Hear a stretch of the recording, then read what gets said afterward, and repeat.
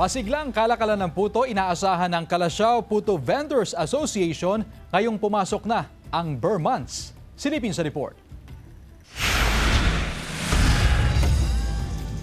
Mag-aalas 10:30 kaninang umaga nang dumating ang supply na puto ni Jennifer. Agad niya itong i-display para maibenta. Sana raw lumakas ang kalakalan ng puto ngayong pumasok na ang Burr Months.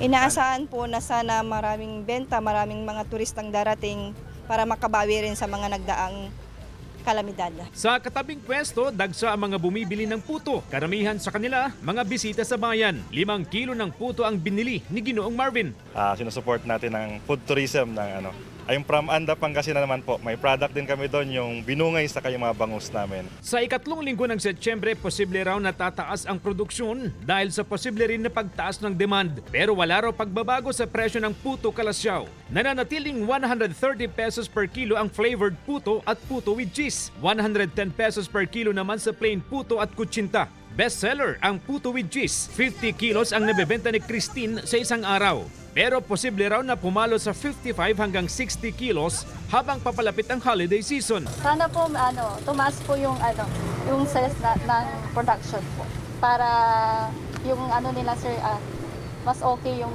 bintahan po na. I believe po yung pag sinabing Calasiao kasi nandun na yung puto talaga Kumbaga nakasama na sa kultura nila yung puto po Saka sobrang masarap, saka sulit talaga. Tumatagal hanggang 2 araw ang puto Calasiao, pero maaari ring tumagal ng hanggang 4 na araw kung nakalagay sa refrigerator. Kasama si Henry Duminsil, CJ Torida, One North, Central Luzon.